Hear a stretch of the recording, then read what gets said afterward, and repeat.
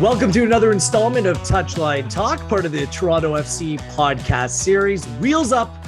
I am Gareth Wheeler, a very special guest today, and we haven't had one of these Touchline Talks in a while, so why not welcome in the head coach of Toronto FC, Mr. Javier Perez. Javier, how are you doing today? Have you managed to dry out after the torrential downpour that was Wednesday night at BMO Field? Hi, Gareth. Good afternoon. Yes, so finally we had a good game. We had a good result yesterday, and obviously it was very, very wet evening, but we didn't mind. We just focused on the team performance, on the result, and we didn't even realize the rain and all the water that we had in the game until we finished the game. That's some kind of concentration, not realizing when it's coming down sideways. It was like a game that was played in Scotland, not here in Toronto. The thing that was funny to me, Javier, and we have plenty to cover over the course of this podcast today, but it's been raining all day and the sprinklers are on the field before the game. Maybe you can walk our listeners through, why would you be watering the field even more before the game? Is it for just the pace, the speed of the game? Maybe you could explain that to our listeners. No, I think it's just the system goes automatic and they just had it on. But definitely in an evening like last night, it wasn't necessary any artificial water system. Well, congratulations on the big win. We want to talk about you, your team, your journey, all of that over the next 20 minutes or so. We wanted to touch off right off the top. It is Hispanic Heritage Month that's being recognized and celebrated across Major League Soccer. You're Spanish. You come from Spain. You have a squad full of Hispanic players who come from all across the world. Pozuelo, obviously, also from Spain. Players from South America. Players that are from the United States as well. What brings you all together as a community, and what makes it work inside the dressing room? Yeah, I think we are privileged to have such a diverse group of players, and it reflects a little bit the city as well. Toronto is a melting pot. Is somewhere where everybody can. I was listening the other day, and someone, I think this is not me, was just someone who was here for a long time, and I was saying that everybody can be who they really are in Toronto, because it's a very accepting city, and I think that's something to appreciate, because when you go new to a new city, a new country, you want to adapt, and you are happy to embrace everything in that city and that country, but at the same time you come with a baggage, and we can call it like that. And I think is great when you are accepted, and at the same time you can be integrated into the city and the country. And I think with the team is the same. I think we have players from different parts of the world, and everybody is accepted here, and we understand the differences. Sometimes there are some things that, for instance, I'm thinking about Hispanic. We have a slightly problem with being on time, right? Yes.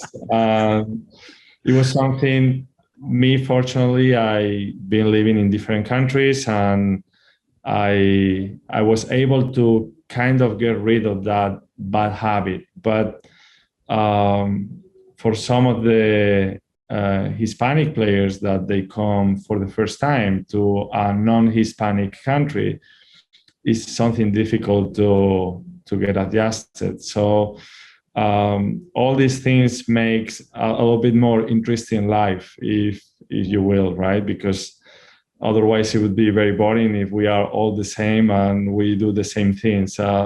So it's very attractive to have a team with different characteristics, different players.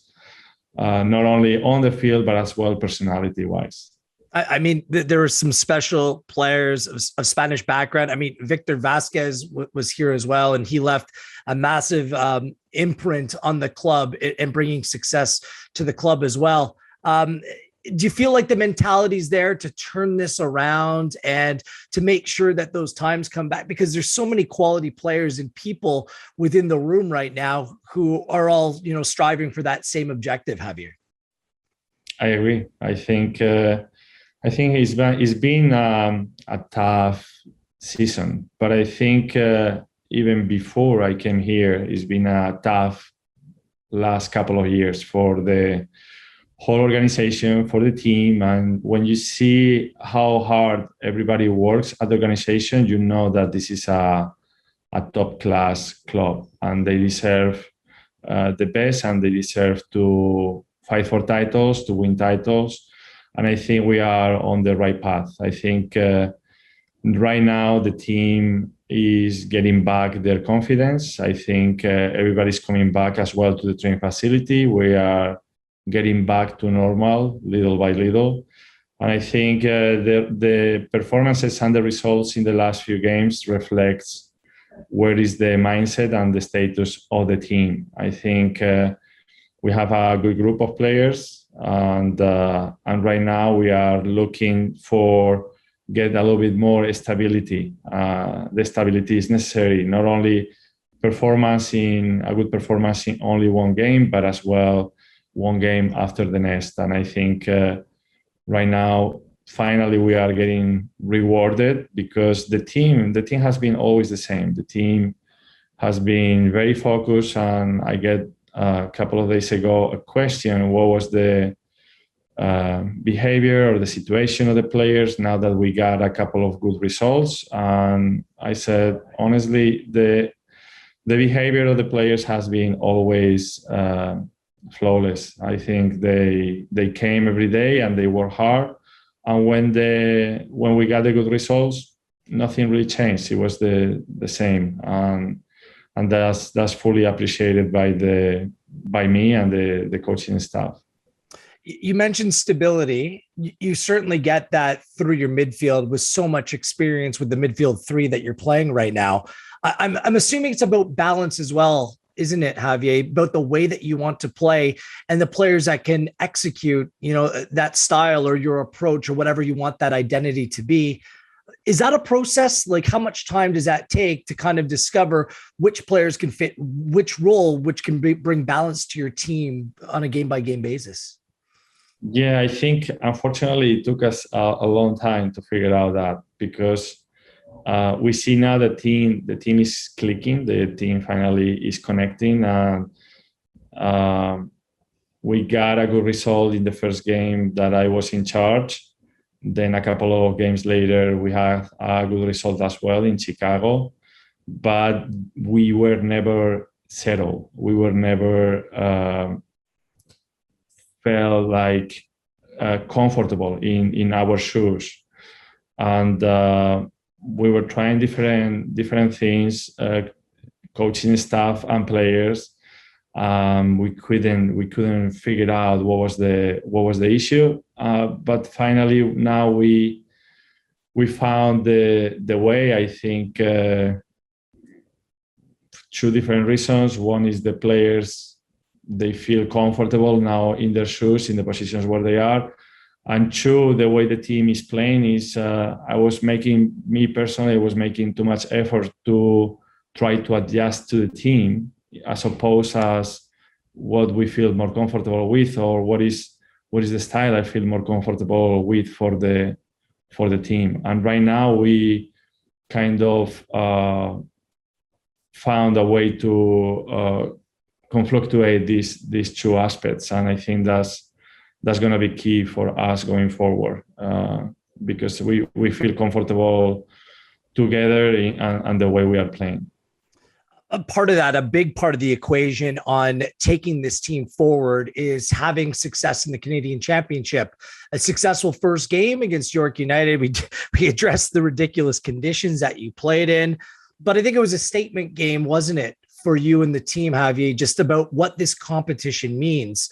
What does it mean to you and the club going on and trying to win this trophy? And obviously, we get this club back in the CONCACAF Champions League as well. Just how important is the Canadian Championship this season?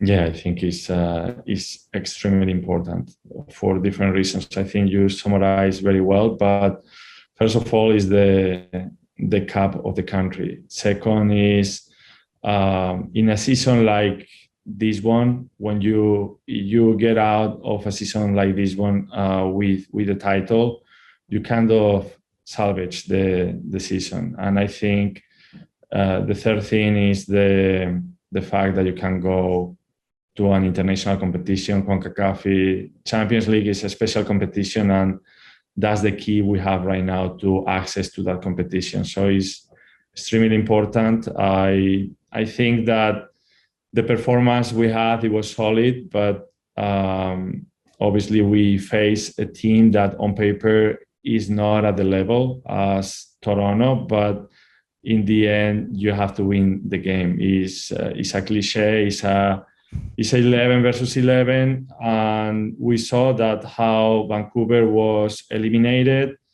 like yesterday as well, like right before we came on the field, like Montreal was having a lot of problems, and they went all the way to the 90th minute in an equal ball score, 1-1, and then they scored these two goals.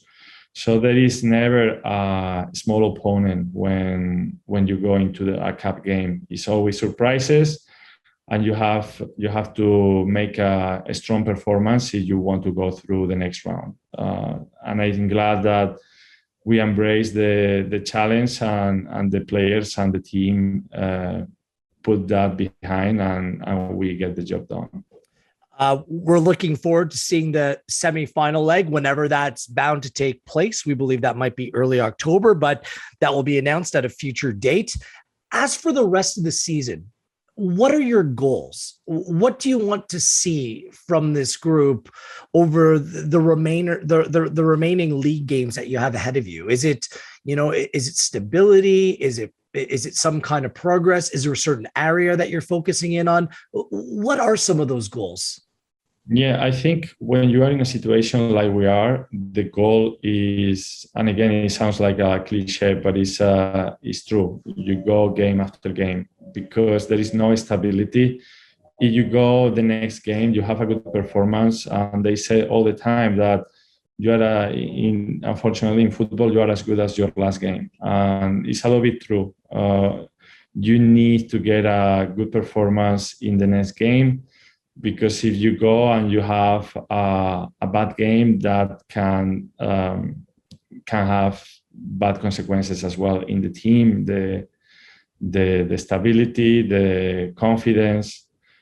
So you need just to focus on the next game. That's the reality. We need to have a good performance in the next game, and then the objectives in mid-long term, they will come just by themselves. But the next game is the main focus for us. Absolutely. I'm totally with you on that. There is this tendency to look mid and long term as well. And that's probably a difficult task for you and your coaching staff, exactly how to execute that.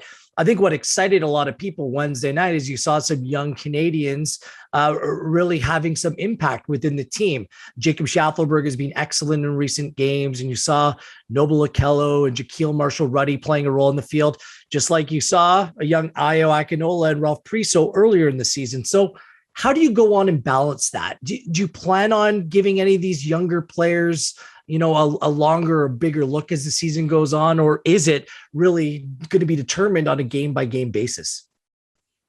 Yeah, I think it depends on the hunger that these players show, because competition is always there to get a spot, especially in a club like ours. But we saw that some of these players are taking the opportunities. There are not many opportunities for them, but they are taking these opportunities. And I think I mentioned already before, this season has been very difficult for us. me personally, it's been the toughest season in my professional career. I think many of the players, if not most of the players very experienced in this locker room, they would agree with that, and the staff, the coaching staff as well. That means that for the younger players, it's unusual to go through a season like this one. And I'm glad to see that many players, the younger ones, they have matured as well, or this situation helped them to mature. So that means that they see not only the nice side of football, but as well a little bit like the darker side of football. It's not always pretty. It's exciting, but it's not always pretty. And they saw that side, and I see now that they are ready for the challenge, and they want to be part of this, and they know they will have to put an extra effort for that performance if they want they want to break through. And obviously they have good performances, they will be part of the group. It's not going to be only one game. They do a good performance and they will be out. They will have continuity. If that good performance come and is repetitive, they will have continuity. So it's no different to any other player, but in this case, because of the club where we are and the talent that we have with the younger players, we have to be very selective to who we give the opportunities. Absolutely. And context matters. You want players to be put in a position to succeed. And obviously with the club performing at such a high level year after year, it's not always that easy in professional football. The trajectory doesn't always go up and up and up. Sometimes you need, these roadblocks to then reset and then be able to take the club to new heights. And you just mentioned that this has been the most difficult season for you. And this is your first head coaching job at a senior club level. What has been the most difficult part for you, Javi? And what have you learned from this experience?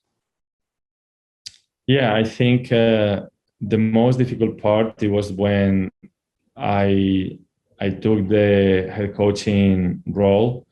The team was in a really difficult position, mentally completely down, and we were kind of on a free fall. That's what I think it was the most difficult part, because you want to stop that free fall, and you don't find the ways to do it.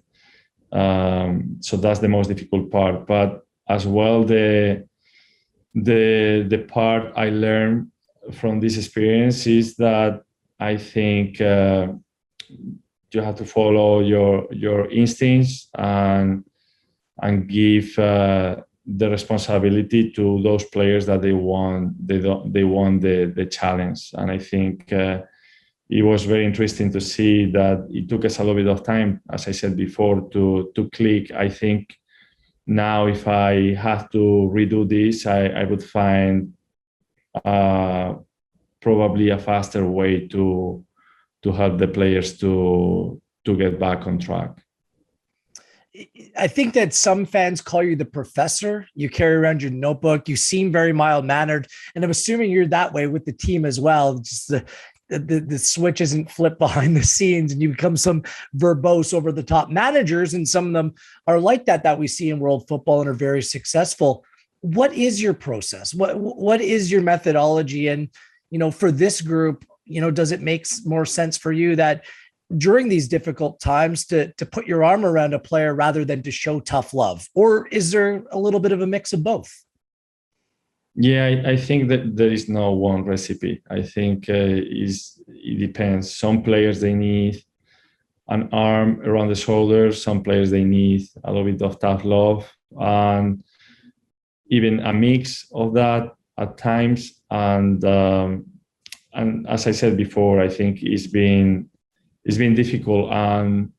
But I think identify the moments when we need one or the other is very important, because I think at one point we were very hard on ourselves, and I thought it was needed. It was needed because when things are not going your way, it's very easy to give up, or it's very easy to blame the one next to you. And I think it was a good exercise for us individually and as a group, as a team. And you are not capable to do that. You are not able to heal and go through the process. So I think it's been a little bit of a roller coaster for all of us, coaching staff and players. But everything starts with the players. They are the ones winning the games. Coaching staff, we are there to help them. But at the end, they are the ones who win the games, and they are the most important ones in the organization. Is no question about it. It's very interesting, the perspective that you come from as well. I believe you've been coaching since the age of 24. I mean, you are a professional coach in every sense of the word, and you worked with some individuals who had wonderful playing careers: Klinsmann, Reyna, Vieira. What did you learn from them in order to kind of, take from their experiences, which you didn't have from a playing perspective, which now you apply to your coaching methodology? Yes, I think you learn from everybody. I've been very fortunate to work with some of the biggest names in world football, not only in the coaching side, but as well on some of the players as well. And I think I feel very, very fortunate about it. And at one point, they gave me the opportunity because they thought I had something to help. And it was a two-way street. I could help somehow, whether if it's in a bigger scale or a smaller scale. And at the same time, I was able to absorb and learn from each one of them. So at the end, you learn from everybody, not only the big names, but when you find yourself working with some of these bigger names, you know that you have an opportunity which is extraordinary, and you have to embrace it. And over the course of the way, working with so many people, with massive clubs and groups as well, Real Madrid, the City Group. I mean, you come in contact with so many different people. Did you feel like that set you up well for the job at hand right now? And what do you use from those experiences to take with you to help build and benefit Toronto FC?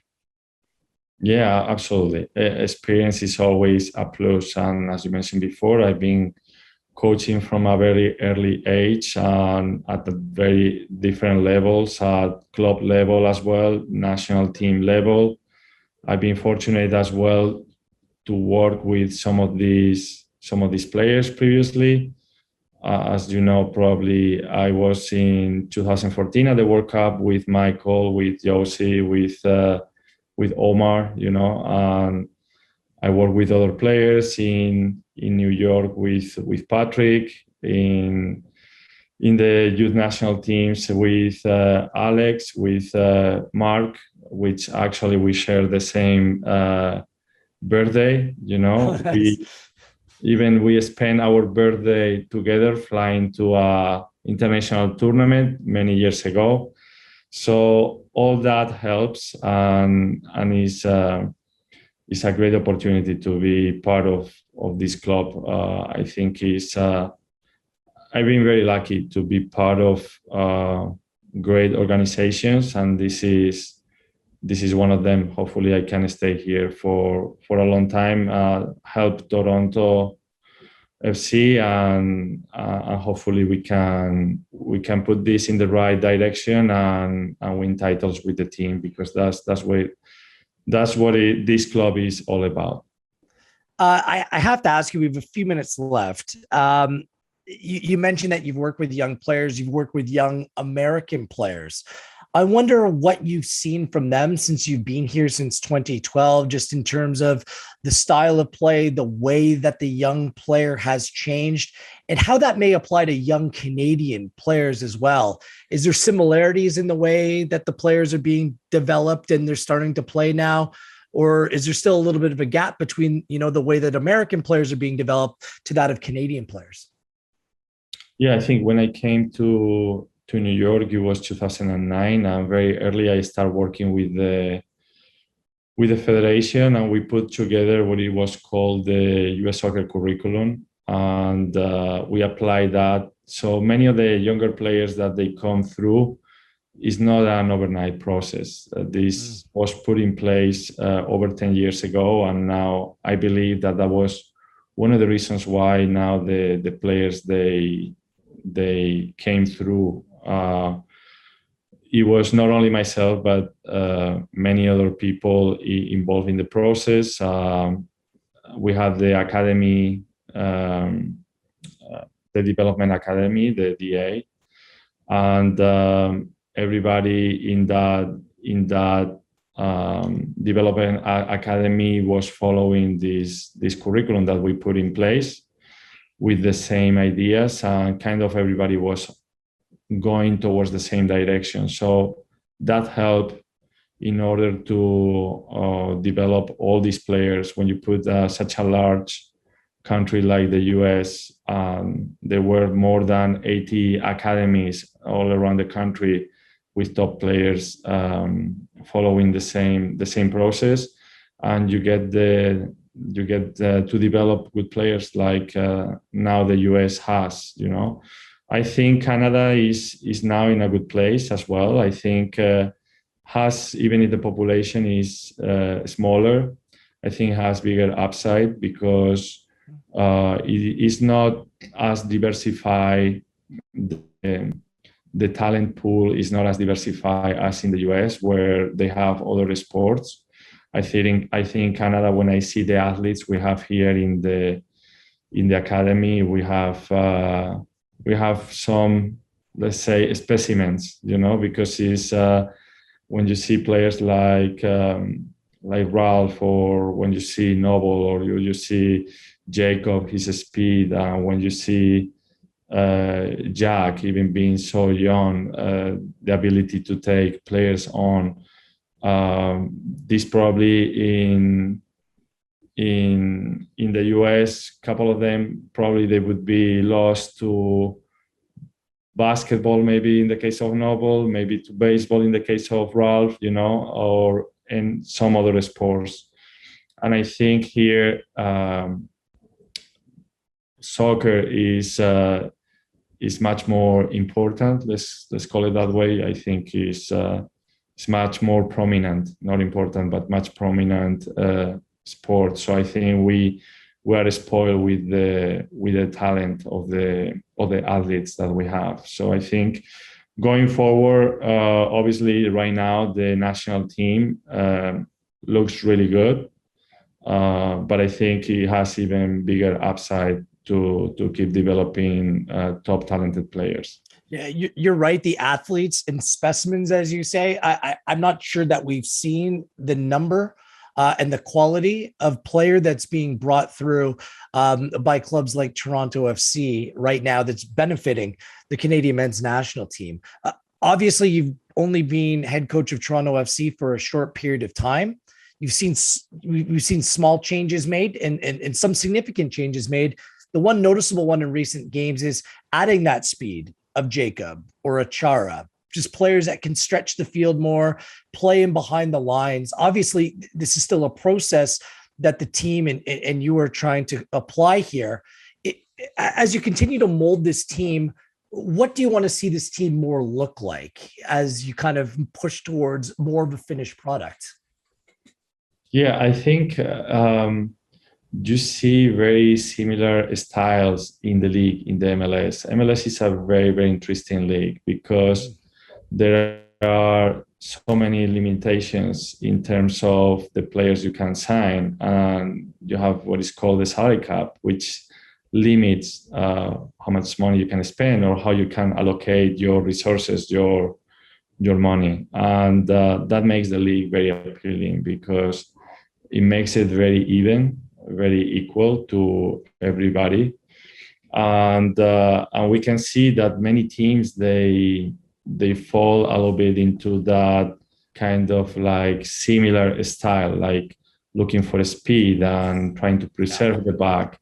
And I think Toronto has a style before I came here that has a good sense or flavor for a good sense of football. They always, I remember, they always like to play football. They always like to have control of the game. And I think I agree with that kind of philosophy. Where I come from is we were in Spain, when I'm thinking about the national team, we have always to compete against big players from France and strong players from Germany. So we have to find other ways because our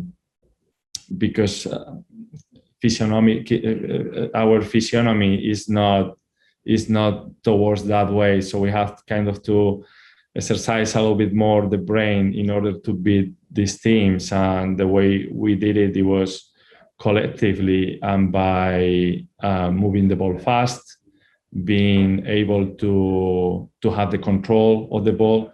And I think that's the type of football that I like to see as well with Toronto. I think in the last few games we saw a little bit of that, and I think that's the direction we would like to go.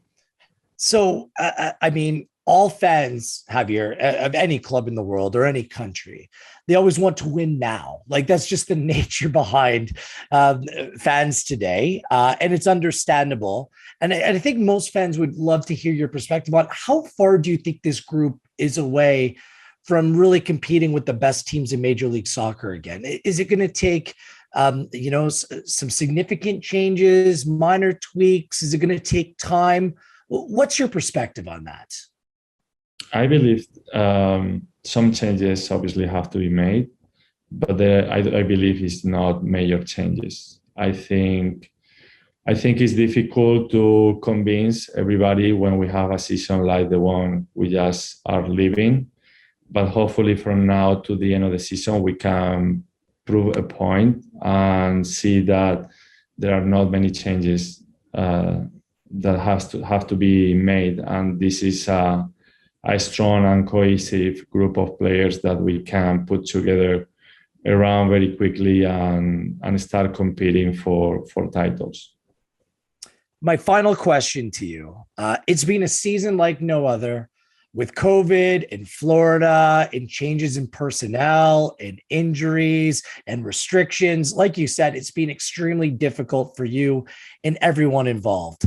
But I got to ask you, are you having fun? Is this fun? Are you enjoying this experience?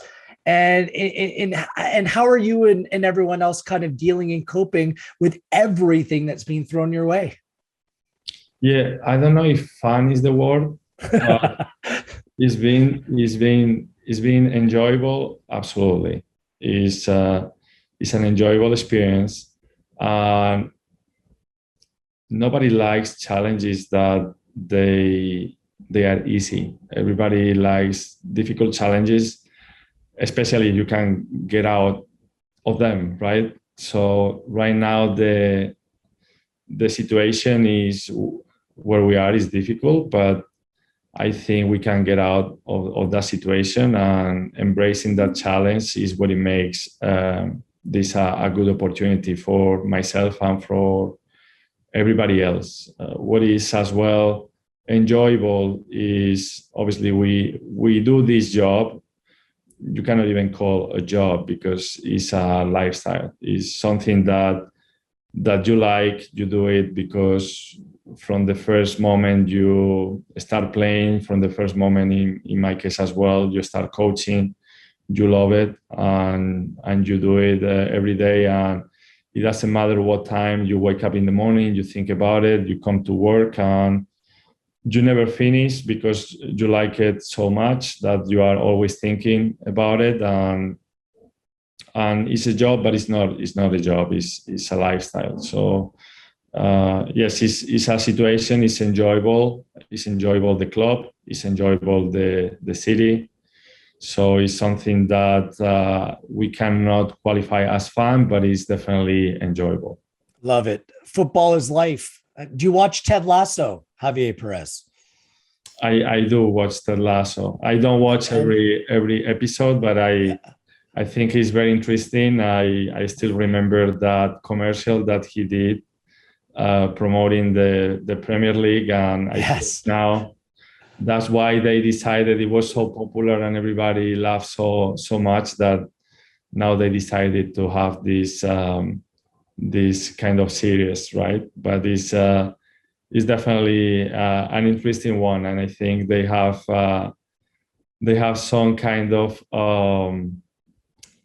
team behind just giving support because I think it makes laughable sometimes how they approach professional sports. I would love to know what you think about his coaching philosophies. So you just put believe up in the room and you can touch it before every game, just like that. I know there's a lot of people that believe in you, Javier. Keep up the great work. It's a pleasure doing this interview with you. And thank you so much for taking time. Best of luck for the rest of the season and beyond. And bring home that Voyageurs Cup, that Canadian Championship this season, okay? It's my pleasure. Thank you so much. Thank you, Javier. Javier Perez, head coach of Toronto SC, joining us here on Touchline Talk. I'll be back with my sidekick, my bestie, Terry Dunfield, next week for Come On You Reds. In the meantime, hit me up at Gareth Wheeler, Gareth.Wheeler on Instagram. Thanks to our producer, Erica. And most of all, thank you for tuning in as well. This has been Touchline Talk, courtesy of Toronto FC.